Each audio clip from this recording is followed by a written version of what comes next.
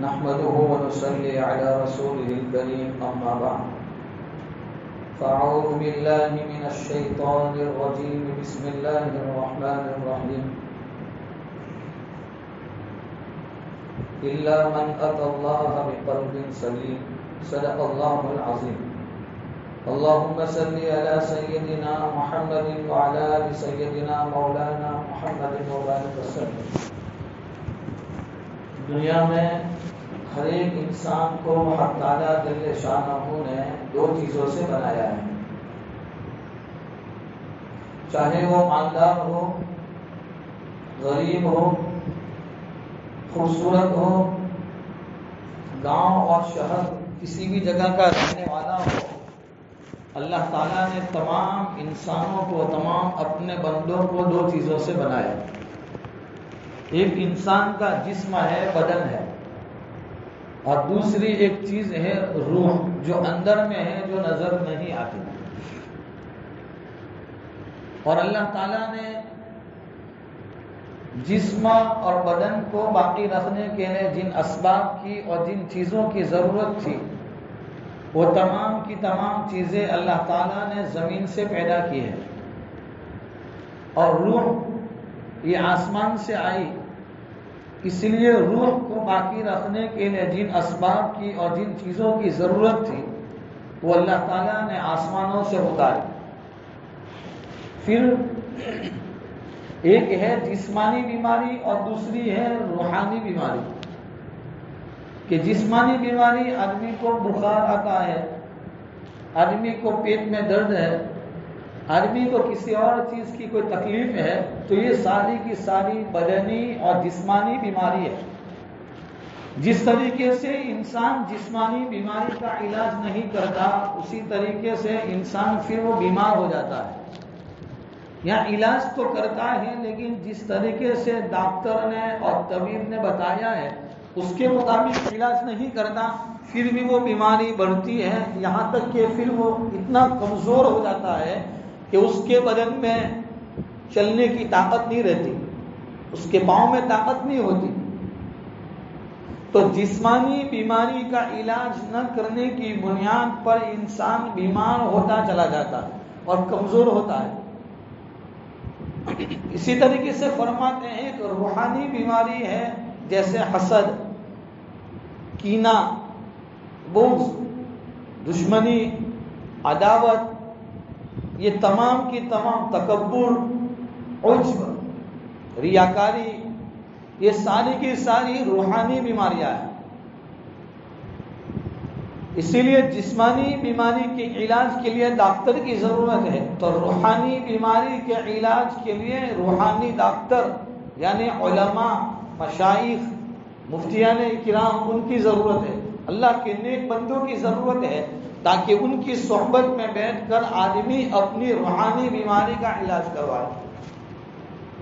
کہ میرے پیٹ میں درد ہے لیکن وہ درد نظر نہیں آتا، تو ڈاکٹر ایکس رے کے ذریعے سے، سونوگرافی کے ذریعے سے معلوم کرتا ہے، یہ جسمانی بیماری۔ اسی طریقے سے میرے اندر حسد ہے لیکن وہ مجھے حسد نظر نہیں آتا، میرے اندر تکبر ہے، وہ تکبر مجھے نظر نہیں آتا، میرے اندر کینہ کپٹ ہے، وہ مجھے نظر نہیں آتا، تو فرمایا اس کے لیے علماء اور مشائخ کی صحبت میں جانا پڑے گا، تاکہ ان کی صحبت میں رہ کر ہمیں معلوم ہو جائے گا کہ ہمارے اندر حسد ہے کہ نہیں، ہمارے اندر اخلاص ہے کہ نہیں، ہمارے اندر ریاکاری ہے کہ نہیں۔ تو ایک ہے جسمانی، ایک ہے روحانی۔ اسی طریقے سے روحانی بیماری کا علاج نہیں ہوتا تو آدمی کو روحانی اعتبار سے طاقت اور قوت نہیں ملتی۔ نماز تو پڑھتا ہے لیکن اس نماز کے پڑھنے پر اور نماز کے سجدے میں جانے کے بعد جو سکون ملنا چاہیے، وہ سجدوں کا سرور نہیں ملتا۔ آدمی قرآن کی تلاوت بھی کرتا ہے، پورا قرآن پڑھ ڈالتا ہے، لیکن قرآن کی ایک ایک حرف پر نیکی تو ملتی ہی ہے، لیکن ایک ایک حرف پر دلوں میں جو سکون ملتا ہے، جو ایمانی پاور مضبوط ہوتا ہے، وہ نہیں ہوتا۔ تو روحانی بیماری کا علاج نہ کرنے پر آدمی کو روحانی اعتبار سے کمزوری ہوتی ہے۔ اسی لیے انسان کا بدن اور جسم یہ مٹی سے بنا ہے. جب یہ اس کا انتقال ہو جاتا ہے، جب یہ مر جاتا ہے، تو پھر اس کے بدن کو، اس کے جسم کو مٹی میں دفن کر دیا جاتا ہے، کیونکہ یہ مٹی سے بنا تھا اور روح آسمان سے آئی تھی. اسی لیے جب یہ روح اس کے بدن سے جدا ہو جاتی ہے تو پھر وہ آسمان پر چلی جاتی ہے. اسی لیے انسان کے جسم اور بدن میں سب سے بڑی قیمتی چیز ہے، وہ ہے روح.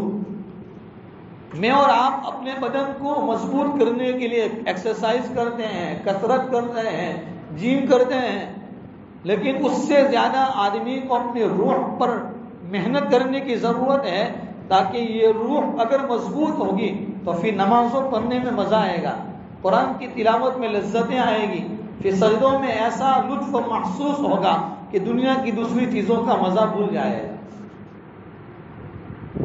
تو بدن یہ دو چیزوں سے بنا ہے، جسم اور روح. اور روح آسمان سے آئی اور جسم مٹی سے بنا.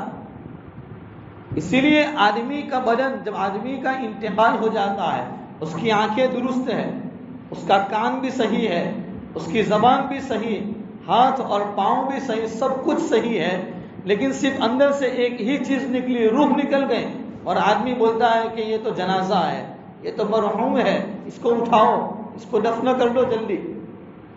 حالانکہ 2 منٹ پہلے اس کے ساتھ بات چیت کرتا تھا، اس کے ساتھ کھیلتا تھا، اس کی باتوں کو سنتا تھا، لیکن جہاں سے روح نکل گئی تو پھر وہ بدن کچھ کام کا نہیں.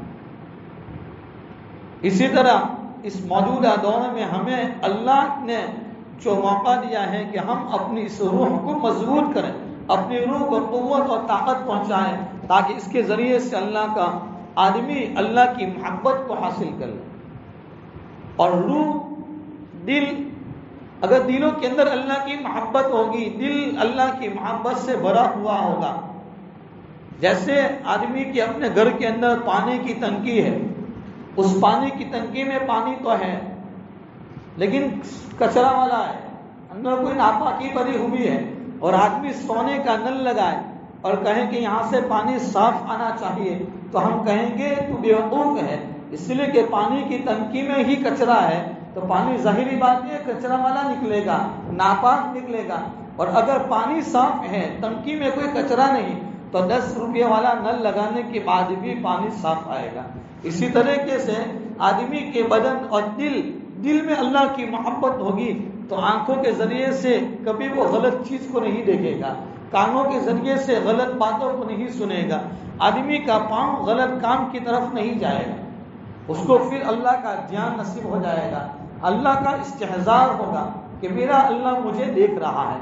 حضرت عبداللہ ابن عمر رضی اللہ تعالیٰ عنہ کے زمانے میں ایک چرواہا یعنی بکریاں چرانے والا بکری چرا رہا تھا. عبداللہ ابن عمر رضی اللہ تعالیٰ عنہ نے اس چرواہا سے کہا ایک بکری مجھے دے دے، ہم اس کو پکائیں گے، تو بھی کھائے گا ہم بھی کھائیں گے. وہ چرواہا کہنے لگا کہ میرا جو مالک ہے اس کو پتا چل جائے گا. تو کہا کہ مالک کو بول دینا بھیڑیا کھا گیا. تو کہا کہ نہیں، مالک کو میں جھوٹ بول دوں گا، لیکن فَأَيْنَ اللَّهُ، وہ چرواہا کہتا ہے جنگل میں کہ اللہ کہاں ہے، اللہ تو دیکھ رہا ہے.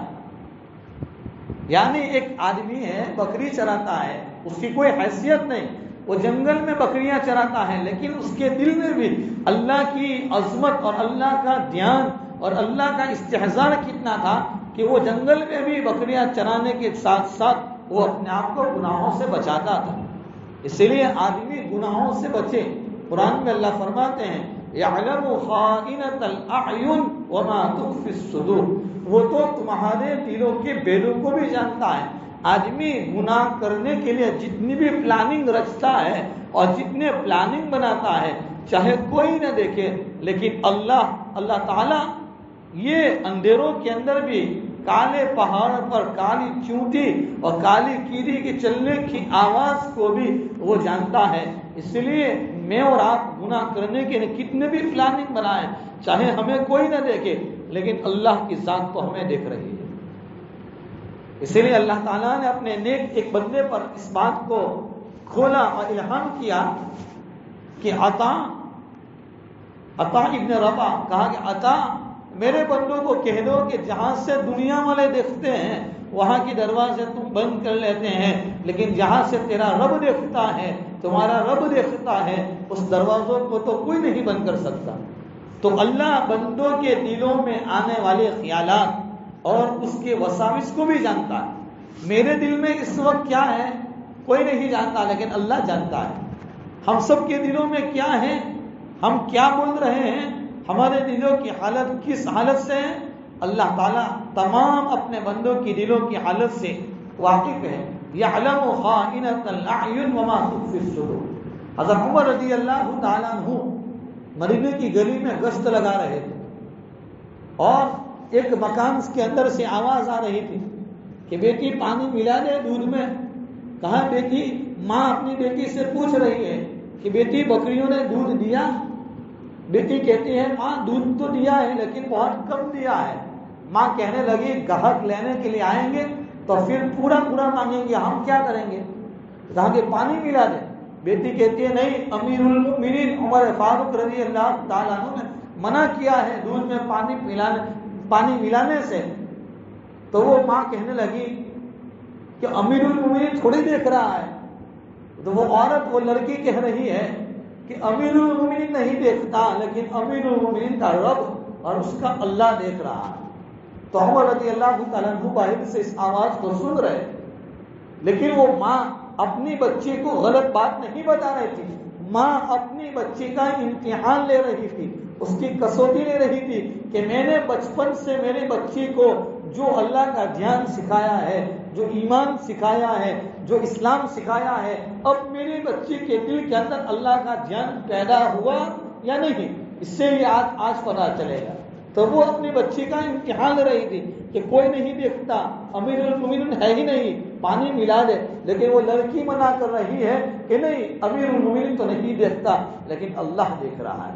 اب ہم دیکھیں کہ ہم جو اعمال کرتے ہیں، اس اعمال میں ہمارے اعمال کتنے اچھے ہیں اور کتنے برے ہیں، کہ اللہ تعالیٰ نے ہمیں جو روح دی ہے، یہ رمضان کا مبارک مہینہ، یہ اس روح کو قوت اور طاقت پہنچانے کے لیے ہے، تاکہ اسی لیے فرماتے ہیں جس آدمی کا رمضان کا مہینہ جو عبادتوں کے ساتھ گزرے گا، اللہ کے دھیان کے ساتھ گزرے گا، طاعات کے ساتھ گزرے گا، قرآن کی تلاوتوں کے ساتھ گزرے گا، تو پورا سال اس کا اسی طریقے سے گزرے گا۔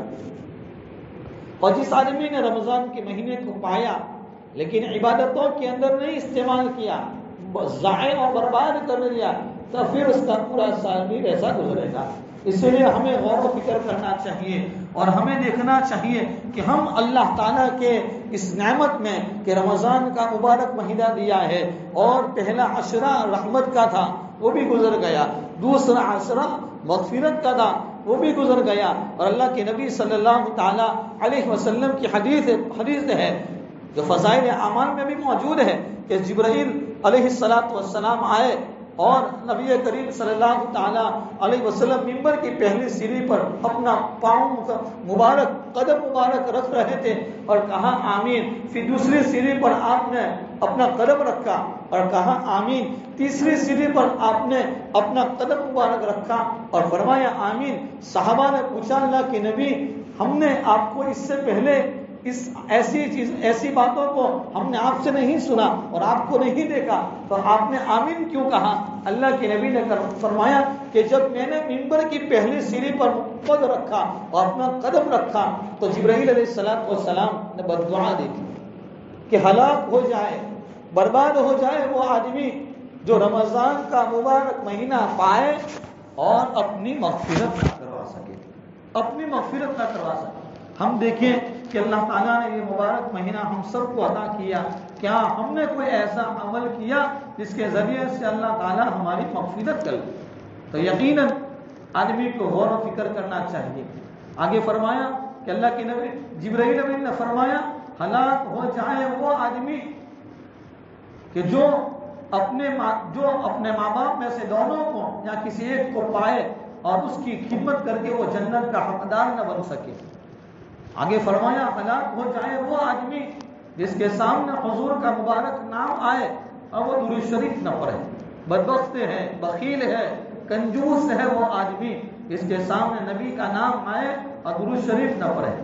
درود شریف کے اوپر ایک واقعہ یاد آیا، محمد ابن سلیمان الجزولی رحمت اللہ علیہ بہت بڑے اللہ کے نیک بندے گزرے ہیں۔ ایک مرتبہ ظہر کی نماز ان کی باقی تھی اور نماز کا وقت ختم ہونے کے قریب تھا۔ وہ اپنے مریدین کے ساتھ کسی گلی سے گزر رہے تھے تو ایک کنویں کو دیکھا، وہاں اندر میں پانی ہے اور پانی کے لیے تڑپ رہے تھے، تلاش کر رہے تھے۔ ایک 10 سال کی ایک لڑکی دور سے دیکھ رہی تھی اور قریب آئی، کہنے لگی بڑے میاں آپ کس چیز کو تلاش کرتے ہیں، بہت پریشان ہیں۔ کہنے لگے بیٹا میری ظہر کی نماز کا وقت ختم ہونے کے قریب ہے، کہیں نماز قضا ہو جائے گی، وضو کرنا ہے، اس کنویں میں پانی تو موجود ہے لیکن ڈول اور رسی نہیں۔ تو 10 سال کی لڑکی کہنے لگی بڑے میاں پانی کو نکالنے کے لیے ڈول رسی کی کیا ضرورت؟ تو کہنے لگے تو پھر پانی کیسے نکلے گا؟ کہا کہ دیکھو وہ 10 سال کی لڑکی کنویں کے قریب آئی اور بڑے میاں کو کنویں کے قریب لے گئی اور اپنا تھوک اور اپنا لعاب دہن منہ اس کنویں میں ڈالا اور اس ڈالنے کی وجہ سے پانی اوپر آ گیا۔ محمد ابن سلیمان الجزولی رحمت اللہ علیہ نے پانی سے وضو کر لیا، ظہر کی نماز ادا کی اور نماز پڑھنے کے بعد اس لڑکی کے گھر گئے اور کہا بیٹی معاملہ عجیب ہے، پانی تو مل گیا، وضو بھی کر لیا، نماز بھی ادا کر لی، لیکن تیرے اس عمل نے مجھے حیرت اور تعجب میں ڈال دیا کہ تیرے پاس کون سا ایسا عمل ہے کہ تیرے ایک تھوکنے کی وجہ سے پانی اوپر آ گیا؟ تو وہ لڑکی کہنے لگی کہ میری ماں رات کو مجھے نہیں سونے دیتی جب تک کہ میں 1000 مرتبہ درود شریف پڑھ کر میں نبی کریم صلی اللہ تعالی علیہ وسلم پر نہ بھیج دوں۔ تو 1000 مرتبہ درود شریف روزانہ میری ماں مجھے پڑھنے دیتی ہے، وہاں تک مجھے سونے نہیں دیتی۔ اس کی برکت ہے کہ اللہ تعالیٰ نے میرے اوپر یہ عمل ظاہر کیا۔ تو وہ محمد ابن سلیمان جزولی رحمت اللہ علیہ انہوں نے سوچ لیا اب میں زندگی کی بقیہ گھڑیوں کو درود شریف کے جمع کرنے میں گزاروں گا۔ اب انہوں نے پوری زندگی درود شریف کو تلاش کیا اور ایک کتاب لکھی دلائل الخیرات۔ علماء نے لکھا ہے کہ جو آدمی اس کتاب کو پابندی کے ساتھ پڑھتا ہے اللہ کے نبی صلی اللہ علیہ وسلم کی زیارت اس کو خواب میں ہو جاتی ہے۔ اور انہوں نے پوری زندگی درود شریف کو جمع کیا، کتاب لکھی۔